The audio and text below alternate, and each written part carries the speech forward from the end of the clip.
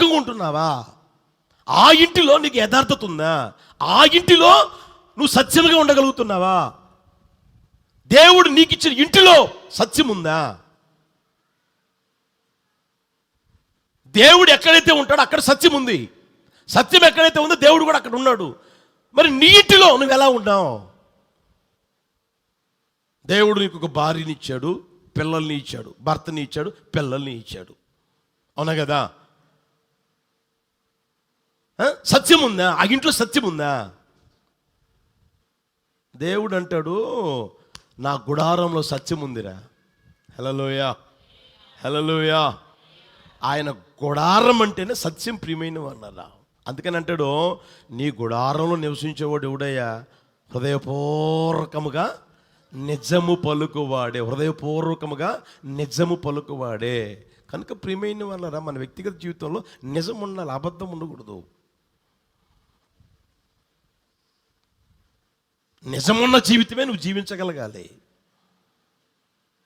అబద్ధమైన జీవితం నువ్వు జీవించకూడదు. అట్టి కృప ప్రభువు అనుగ్రహించును గాక. హల్లెలూయా. మనం దేవుని వలె మారాలి అని అనుకున్నప్పుడు నీ ఇంట్లో సత్యం ఉండును గాక, నీ ఇంట్లో నిజం ఉండును గాక. హల్లెలూయా.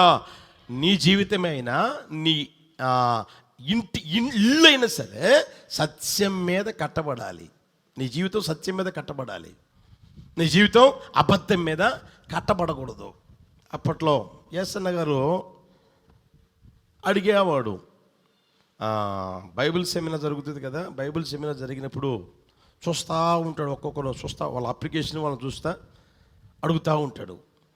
అడిగితే రాసింది మర్చిపోయి చెప్పారనుకో, అబద్ధం చెప్పమాకరా, నువ్వు సేవకు వస్తాను అనుకుంటున్నావు, మొట్టమొదట్లోనే నీ జీవితం అబద్ధం మీద పునాది వేయమాక. నీ జీవితం చెప్పండి, అబద్ధంతో ప్రారంభించమాక, అబద్ధంతో పునాది వేయమాక. నీ జీవితం అబద్ధంతో పునాది వేసుకోమాక. నీ సేవ జీవితం అబద్ధంతో పునాది వేయమాక. నిజం చెప్పు, నిజం చెప్పు అనేవాడు. అర్థమవుతుంది ప్రియమైన వాళ్ళరా? నీ వ్యక్తిగత జీవితం నిజం మీద కట్టబడి, నీ కుటుంబం నిజం మీద కట్టబడాలి. అది ఎంతకాలమైనా స్థిరపరచబడుతుంది. నువ్వు అబద్ధం చెప్పి నువ్వు ఎంత చేసినా సరే ఆ తర్వాత ఎప్పుడు కూలిపోతే కూడా తెలియదు. అర్థమవుతుందా? ఏ రోజైనా సరే నిజం ఉండగలగాలి ప్రియమైన వాళ్ళరా. మీరు చూడండి, కొంతమందికి ఇంటి బయట ఉంటుంది, ఇంట్లో ఉండదు కానీ ఇంటి బయట ఉంటుంది. అది కాదు నీకు ముఖ్యమైనది, ఇంట్లో ఉండాలి. అర్థమవుతుందా? బయట చూడండి, చాలా మంచోళ్ళండి, చాలా యథార్థవంతులండి, చాలా మంచోళ్ళు అంటారు. నీలో ఉన్న యథార్థత, నీలో ఉన్న నమ్మకం, నువ్వు నోరు తెరిస్తే ఏమండి ఆ నిజం చెప్పే అనుభవం ఎవరు చూస్తుంటారు ఎక్కువగా? ఇంట్లో వాళ్ళు చూస్తారా, వీధిలో వాళ్ళు చూస్తారా? ఇంట్లో ఎవరు ఉంటారు? నీ భార్య ఉంటుంది, ఇంట్లో నీ పిల్లలు ఉంటారు, ఇంట్లో నీ భర్త ఉంటాడు. అర్థమవుతుందా? నీ గురించి నీ భర్త చెప్పగలగాలి, నీ పిల్లలు చెప్పగలగాలి, మా డాడీ నిజమే చెప్తున్నాడు, మా మమ్మీ నిజం మాట్లాడుతుంది, నా కుమార్తె, నా కుమారుడు నిజం మాట్లాడుతున్నాడు అని చెప్పగలగాలి ప్రియమైన వాళ్ళరా. వీధిలో వాళ్ళు చెప్పడం కాదు, వీధిలో కాదు ముందు. అదే అందు కదా, ఇంట గెలిచి చెప్పండి. ముందు అవసరమైంది ఎక్కడ? నీ గెలిపి ఎక్కడ? ఇంట్లో లేదు. కొంతమందికి ఇంట్లో ఉండదు, బయట ఉంటుంది అనమాట.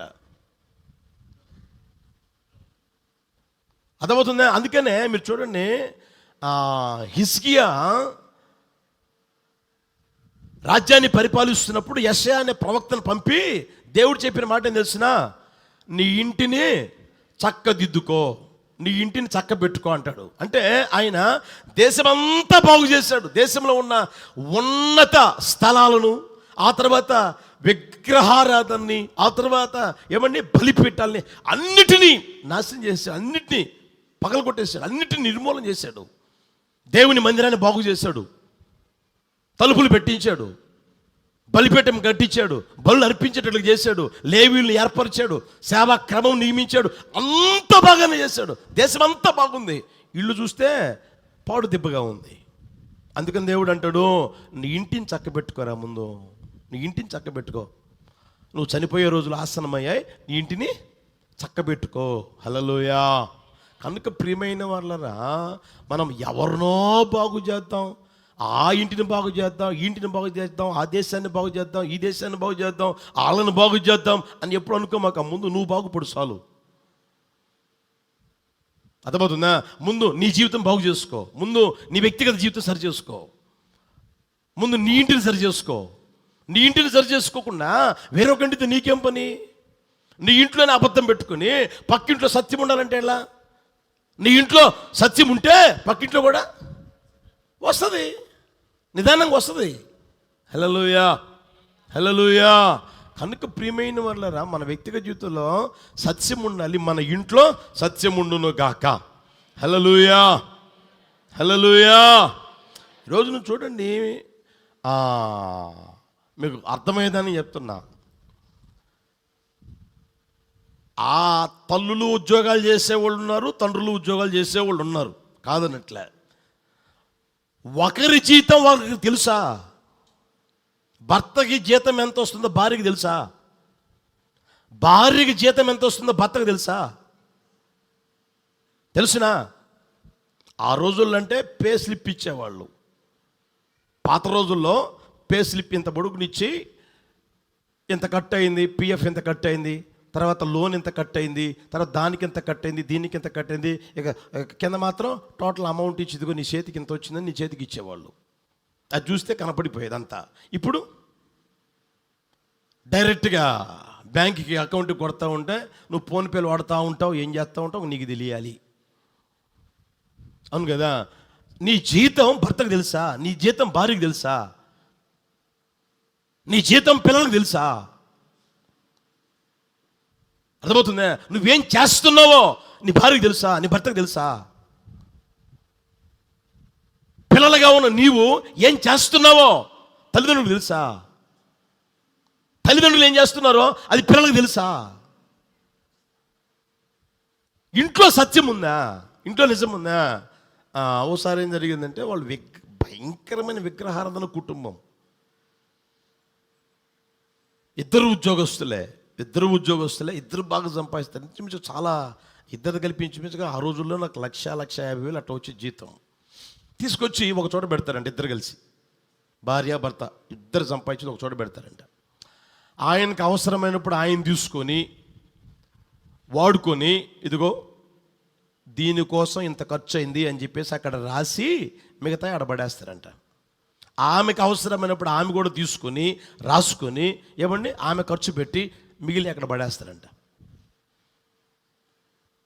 అర్థమవుతుందా? ఏ రోజైనా సరే మొత్తం టోటల్ 30వ తేదో 31వ తేదో చూస్తారంట, ఎంత ఖర్చు అయింది, ఎంత ఉంది అని. ఖర్చు అయిన దానికి అక్కడ ఉన్నదానికి ఒక్క పైసా తేడా రాదంట.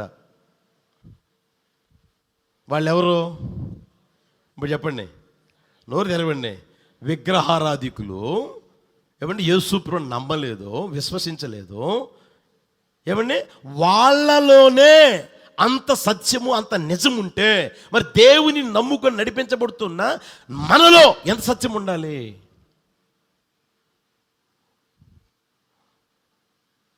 అర్థమవుతుందా? నువ్వు సీటీ పాట కట్టేది ఆయనకి తెలియదు, ఆయన కట్టేది నీకు తెలియదు. నీ పెత్తనం నీది, ఆయన పెత్తనం చెప్పండి ఆయనది. ఎవడిష్టం వాడిది. దాన్ని కుటుంబం అంటారా? ఇంకా చెప్పరామండి. ఏసన్న గారి భాషలో చెప్పాలంటే అది పశువుల పాక. అవును కదా? ఆ దున్నపోతుపై దాని ఇష్ట ప్రకారం బతుకుద్ది, ఈ గేదపై దీని ప్రకారం బ్రతుకుద్ది, ఇంకోటిపై దాని ఇష్టం, ఎవడి ఇష్టం వాడిది అనమాట. అలాగా. ఇక దాన్ని కుటుంబం అంటారా? ఇల్లు అంటారా? కొంచెం గుర్తెరగండి ప్రియమైన వాళ్ళరా. మీ వ్యక్తిగత జీవితంలో నువ్వు ఎంతైనా సంపాదించు, ఏమైనా చెయ్యి, ఇంట్లో తెలుసా? ఇదిగో దీనికోసం అప్పు తెచ్చావు అని తెలుసా? ఇంట్లో ఇదిగో దీనికోసం ఇలా కడుతున్నాను అని తెలుసా? ఇదిగో ఇంత అప్పు ఉంది, ఇదిగో ఇక్కడ బంగారం ఇది ఉంది, ఇక్కడ ఇది ఉంది, ఇక్కడ ఇది ఉంది అని తెలుసా? ఏమైనా మాట్లాడితే చాలు అనమాట. అర్థమవుతుందా? నీకెందుకు నీకెందుకు నీకెందుకు నీకెందుకంటే ఏంటి? ఆమె ఎవరు చెప్పవచ్చుగా? ఆమె ఎవరు? దేవుడు నీకు ఇచ్చిన భార్య కదా. బైబిల్లో రాయబడిన ప్రకారం నీలో చెప్పండి. ఇద్దరు కాక ఏక శరీరం కదా. మరి ఏక శరీరమైనప్పుడు నీకెందుకు అంటే నువ్వెవరివి, ఆమె ఎవరు? కొంచెం ఆలోచన చేసుకుని ప్రియమైన వాళ్ళరా, నీ జీవితంలో నిజం అనేది ఉండాలి. ఈరోజు చూడండి, ఫోన్ ఉంటే ఆ ఫోన్కి ఎన్ని లాకులు పెడతాడు వాడు. మెసేజ్కి ఒక లాక్కు, వాట్సాప్కి ఒక లాక్కు, యూట్యూబ్కి ఒక లాక్కు, ట్విట్టర్కి ఒక లాక్కు, తర్వాత ఇంకేమున్నాయి, ఫేస్బుక్కి ఒక లాక్కు, తర్వాత ఇంకా ఇన్స్టాగ్రామ్కి ఒక లాక్కు, మరలా ఫోన్కి ఒక లాక్కు. వీడికి ఎందుకు, ఈమెకెందుకు? అంత సీక్రెట్ లైఫా? అంత రహస్యమైన జీవితం జీవిస్తున్నావా?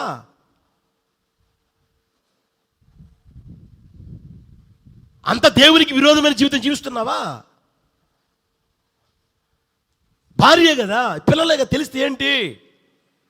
నీ రాబడి ఎంతో, నువ్వు ఖర్చు పెట్టేది ఎంతో, మిగిలినది ఎంతో, ఏం జరుగుతుంది తెలిస్తే ఏంటి? ఆ మధ్య ఏమనుకోమాకండి, నేను సేవ చేసిన ప్రాంతంలో చెప్తున్నానులే, ఆయన ఇంట్లో అవసరాలన్నీ తీరుస్తూ ఉన్నాడు. ఆయన చేసేది పెద్ద ఉద్యోగం కాదు, చిన్న ఉద్యోగం. మాకు కూడా అప్పుడప్పుడు తడతా ఉండేది, ఏంట్రా ఈయన చేసే ఉద్యోగం మనకు తెలుసు కదా, ఈయన పరిస్థితి మనకు తెలుసు కదా, ఈయన ఏంట్రా ఇలా చేస్తూ ఉన్నాడు అని చెప్పేసి నేను అనుకున్నాను కూడా. అప్పట్లో అనుకున్నా. ఆ తర్వాత మొత్తం మీద ఏం జరిగిందో ఏమో, హార్ట్ అటాక్ వచ్చి చనిపోయాడు.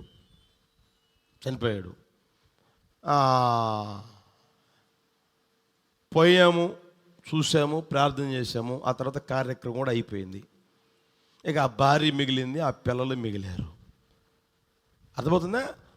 రోజుకొక ఇద్దరు, రోజుకొక ముగ్గురు, రోజుకొక నలుగురు, అందరు ఇంటి మీదకి వస్తూ ఉన్నారు. మీ ఆయన నా దగ్గర ఇంత తీసుకున్నాడు, మీ ఆయన నా దగ్గర ఇంత తీసుకున్నాడు, మీ ఆయన నా దగ్గర ఇంత తీసుకున్నాడు, ఎంత అప్పు ఉంది, ఇంత కట్టాలా. ఏమన్నా చెప్పాడా? చెప్పలా. ఇప్పుడు ఏమేం చేయాలి? అది నిజమా అబద్ధమా? వాళ్ళు వచ్చారనుకో, నిజమా అబద్ధమా? అర్థమవుతుందా? కనుక ప్రియమైన వాళ్ళ, నీ ఇంట్లో సత్యం ఉండాలి. హల్లెలూయా. దేవుడు ఎవరయ్యా అంటే తన గుడారంలో, చెప్పండి ఇప్పుడు, గుడారంలో ఎవరంట? సత్యమై ఉన్న దేవుడు.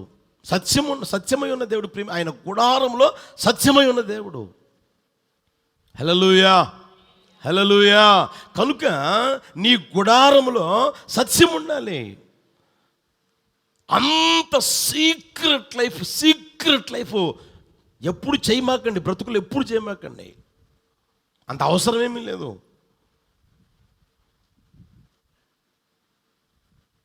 అర్థమవుతుందా? సీక్రెట్ లైఫ్ చేసి ఏమంటే ఆ తర్వాత సైతాన్ గాడికి చోటిచ్చి జీవితాలు సర్వనాశనం చేసుకుంటా ఉన్నారు. కుటుంబాలు పాడైపోతూ ఉన్నాయి. ఇందాక వస్తా చదివా, మరి మీకు చెప్పకూడదు, ఎంత దరిద్రంగా మారుతుందంటే, ఏమంటే న్యాయ వ్యవస్థ అంటారా దాన్ని, ఐడియా లేదు నాకు. ఏమంటే భార్య ప్రియుడితో రూములు ఎక్కడికైనా పోవచ్చు అంట. ఎంత దారుణంగా ఏమంటే జడ్జిమెంట్ ఇస్తున్నారో గమనించండి.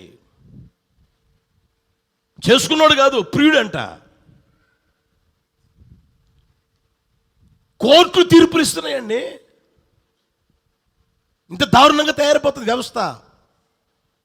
అయితే మన దేవుడు ఎవరు? ఇప్పుడు చెప్పండి, నోరు తెరవండి. మన దేవుడు ఎవరు? సత్యవంతుడు. మన దేవుడు ఎవరు? నిజమై ఉన్న దేవుడు. కనుక మనం కూడా నిజమైన వారంగా ఉందుముగాక, మనలో సత్యముండునుగాక, కుటుంబంలో సత్యముండునుగాక. మీకు ఇంకా చెప్తాను చూడండి ప్రియమైన వాళ్ళరా, కనిపించే మనిషి ముందే నిజం లేకపోతే కనపడని దేవుని ముందు నిజంగా బ్రతుకుతావు నువ్వు. కనిపించే మనిషి ముందే నీకు నమ్మకత్వం లేకపోతే కనపడని దేవుని ముందు నేను నమ్మకంగా ఉన్నానంటే నమ్మొచ్చా? నమ్మగలమా? నిన్ను కట్టుకునే నీ భార్య ముందే, నిన్ను కట్టుకుని నీ భర్త ముందే, నీ కన్న పిల్లల ముందే నీకు నమ్మకం లేకపోతే, నేను నమ్మకంగా ఉన్నానండి, నేను నమ్మకంగా ఉన్నానండి అని నువ్వు చెప్తే ఎలా? కనుక ప్రియమైన వాళ్ళనా, నీ ఇంట్లో నమ్మకం ఉండును గాక. హల్లెలూయా. నువ్వు చెప్పగలవా? ధైర్యంగా చెప్పగలవా? నేను చేసే ప్రతిదీ, నేను అప్పు చేశానా అదైనా, దాచిపెట్టానా అదైనా, లోన్ తెచ్చానా అదైనా, బంగారం సంపాదించానా, లేకపోతే బ్యాంకులో పెట్టానా, లేకపోతే పలానా చోట ఉందా అదైనా, ఏదైనా సరే నా ఇంట్లో తెలియకుండా నేను చేయడం లేదు అనగలరా? అనగలరా? అలా అనగలిగే కుటుంబాలు ఎన్ని ఉంటాయి? అలా చెప్పగలిగే కుటుంబాలు ఎన్ని ఉంటాయి? గుర్తిరగండి ఒకసారి. యేసయ్యకి మహిమ కలుగును గాక. హల్లెలూయా. ఏదైనా సరే ట్రాన్స్పరెంట్ ఉండాలి. మభ్య పెట్టడంలో నందిని పంది చేయొచ్చు, పందిని నంది చేయొచ్చు అనుకోని చేసే ఆ స్వభావాలు ఎప్పుడూ ఉండకూడదు. నీ దగ్గర అధికారం ఉండొచ్చు, లేకపోతే నీ దగ్గర మాటకారితనం ఉండొచ్చు, లేకపోతే ఇంకొకటి ఉండొచ్చు. దేవుని దగ్గర పనికిరావు అవి. నీ వరకే పనికి వస్తాయి, దేవుని దగ్గర ఎప్పుడు పనికిరావు అవి. హల్లెలూయా. ఆయన ఎవరయ్యా అంటే, ఇప్పుడు చెప్పండి, ఆయన గుడారంలో ఎవరో? నిజం పలికేవాడు. నిజం ఉంది ప్రియమైన వాళ్ళారా, సత్యం ఉంది. మన గుడారంలో కూడా సత్యం ఉండును గాక. బైబిల్లో మీరు చూడండి, 101:6 గమనించండి. 101:6 నా యొద్ద నివసించున్నట్లు, చాలా జాగ్రత్తగా గమనించండి, నా యొద్ద నివసించున్నట్లు దేశములో నమ్మకస్తులైన వారిని నేను కనిపెట్టుచున్నాను. బాగా గమనించండి, ఆయన యొద్ద నివసించేదానికి ఎలాంటి వారు కావాలంట? నమ్మకస్తులైన వారి కోసం కనిపెడతా ఉన్నాడంట. తర్వాత చూడండి, నిర్దోష మార్గమందు నడుచువారు, ఆయన పరిచారకులు ఎవరంట? ఆయన దగ్గర పనిచేసే వాళ్ళు ఎవరంట? నిర్దోషమైన మార్గమందు నడిచేవారు. తర్వాత చూడనా, మోసము చేయవాడు నా ఇంట నివసింపరాదు, అబద్ధములాడువాడు నా కన్నుల ఎదుట. హల్లెలూయా. హల్లెలూయా. ఆయన జీవితాన్నైనా ఆయన కుటుంబాన్నైనా ఎలా తీర్చిదిద్దుకుంటాడో గమనించండి. ఆయన జీవితాన్నైనా ఆయన కుటుంబాన్నైనా ఆయన అలా ఉండి కుటుంబాన్ని వదిలిపెట్టడంలే. ఆయన అలా జీవించాలనుకుంటున్నాడు, ఆయన కుటుంబం కూడా అలాగే జీవించాలనుకుంటున్నాడు. అందుకనే రాయబడిన మాట, నా యొద్ద నివసించినట్లు దేశములో నమ్మకస్తులను కనిపెడుతున్నాను, నిర్దోష మార్గం ముందు నడుచువారు నాకు పరిచారకులుగా మారుతారు, మోసం చేయువాడు నా ఇంట నివసింపరాదు, అబద్ధములాడువాడు నా కన్నుల ఎదుట నిలవడు. యేసయ్యకి మహిమ కలుగును గాక. హల్లెలూయా. హల్లెలూయా. అక్కడే 1వ వచనం చూడండి, నేను కృపను గూర్చియు న్యాయమును గూర్చియు పాడేదను, యెహోవా నిన్ను కీర్తించెదను, నిర్దోష మార్గమున వివేకముతో ప్రవర్తించెదను. నీవు ఎప్పుడు నా యొద్దకు వస్తావు? నా ఇంట యథార్థ హృదయముతో. యేసయ్యకి మహిమ కలుగును గాక. ఆయన జీవిత అనుభవం గమనించండి. దావీదులో పొరపాటు లేదని కాదు, బైబిల్లో రాయబడింది, ఆయన పొరపాటు కూడా రాయబడి ఉంది. లేదా ఆయన జీవితంలో జరిగిన పొరపాటు ఉంది, తప్పిదము ఉంది, తొందరపాటు ఉంది. ఏమండి, ఆయన మనిషి అయిన తర్వాత జరిగిన అలాగే ఉండలా, వదిలిపెట్టి విడిచిపెట్టి రోజు రోజుకి ఆయన ఏ స్థితిలోనికి వచ్చాడో గమనించండి. హల్లెలూయా. ఆ మార్గమే నిర్దోషమైందైతే ఆయన ఎలా బ్రతుకుతున్నాడంట? వివేకంతో ప్రవర్తిస్తా అంటున్నాడు. మార్గమే నిర్దోషమైంది కదా, తప్పు లేదు కదా. అక్కడ తప్పు ఉంటే ఈయన ఏమన్నా కాలు జారుతాడని అనుకోవచ్చు, అసలు మార్గమే నిర్దోషమైంది. అయినా సరే అందులో కూడా వివేకంతో ప్రవర్తిస్తూ ఉన్నాడంట. యేసయ్య కృప దయచేయును గాక. హల్లెలూయా. ఏదైనా సరే నీ వ్యక్తిగత జీవితంలో నిజం అనేది ఉండగలగాలి. ముందు నీ ఇంట్లో ఉండాలి నిజం. దేవుని ఇంట్లో నిజం ఉంది, అందులో ఆయన నమ్మకస్తుడు. హల్లెలూయా. అందులో సత్యవంతుడు. ప్రియమైన వాళ్ళరా, కనుక మన మన దేహమనే దేవుని ఆలయం ఉంది. ఆ ఇంట్లోనే అయినా మన దేవుడు నివాసం చేసేదానికి ఇంటిని అనుగ్రహిస్తే, లేకపోతే నిన్ను ఒక ఇంటి వానిగా చేస్తే, ఆ ఇంట్లో కూడా నువ్వు ఎలా ఉండాలి అంటే సత్యవంతును గాక, సత్యవంతులుగా ఉందురు గాక, అట్టి కృపతో ప్రభు నింపి నడుపును గాక. హల్లెలూయా. మీరు ఇంకా చూస్తే దావీదు ఇల్లే దేవుని ఇల్లుగా మారింది, దేవుని ఇల్లే దావీదు ఇల్లుగా మారిపోయింది. ఎందుకని? ఆయన ఇంట్లో ఎవరున్నా ఏముందంట? సత్యం ఉంది. దేవుని ఇంట్లో ఏముంది? సత్యం ఉంది. అంటే ఈయన ఇల్లు దేవుని ఇల్లుగా మారిపోయింది. దేవుని ఇల్లే ఈయన ఇల్లుగా మార్చుకున్నాడు. అంతటి స్థితిలోనికి వచ్చాడు. ఆ స్థితిలోనికి ప్రభు మనం తీసుకొచ్చిన గాక. హల్లెలూయా. ఇంకొక మాట చెప్పి ముగిస్తాను చూడండి. 51వ కీర్తన 6వ చరణం. 51వ కీర్తన 6వ చరణం. అందరు చదవండి ఒకసారి.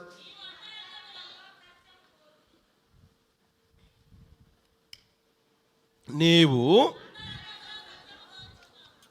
అంతరంగములో సత్యము కోరుచున్నావు, ఆంతర్యమున నాకు జ్ఞానము తెలియజేయుదువు. జాగ్రత్త గమనించండి. అక్కడ దేవుని స్వభావం మనం గమనిస్తే, లేదా దేవుని నమ్మకత్వం, దేవుని సత్యం మనం గమనిస్తే, ఆయన సత్యమై ఉన్న దేవుడు కనుక ఎందులో సత్యముగా ఉన్నాడు, ఎందులో నమ్మకంగా ఉన్నాడు, ఎందులో నిజమైన దేవుడిగా ఉన్నాడు అనేది మనం గమనిస్తే, జాగ్రత్తగా గమనిస్తే ప్రియమైన వాళ్ళారా, చూడండి ఇక్కడ చెప్పండి గట్టిగా. ఆ దేవునికి ఒక కోరిక ఉంది. అమ్మ కోరుచున్నావు. దేవునికి ఒక కోరిక ఉంది. ఏం కోరిక అంటే సత్యముగా జీవించాలి అనే కోరిక ఉంది. కనుక ఆ కోరికలో దేవుడు నమ్మకంగా ఉన్నాడు. ఆ కోరికలో సత్యంగా ఉన్నాడు, సత్యమైన దేవుడిగా ఉన్నాడు. ఆ కోరికలో ఆయన నిజమైన దేవుడిగా ఉన్నాడు. ప్రియమైన వాళ్ళారా, దాన్ని మనం గుర్తెరుగుదుము గాక. హల్లెలూయా. చూడండి, కోరిక అనేది చాలా శక్తి కలిగింది, బలమైనది. కోరిక అనేది చాలా శక్తి కలిగింది, బలమైనది. ఎందుకో తెలుసునా? ఎలా ఉండాలి అని అనుకుంటావో అలా ఉండగలిగేటట్లుగా ప్రతి పరిస్థితిని అనుకూలంగా మార్చుకుంటావు. అర్థమవుతుందా? నీవు ఎలా అయితే ఉండాలనుకుంటావో అలా ఉండగలిగేటట్లుగా అన్నిటినీ ఏమండి నువ్వు చక్కదిద్దుకుంటూ సిద్ధపరచుకుంటావు. నువ్వు ఎలా అయితే ఉండాలనుకున్నావో. అర్థమవుతుందా? నాకు ఒక మంచి ఇల్లు ఉండాలి అని అనుకున్నావు. అప్పుడేం చేస్తావు?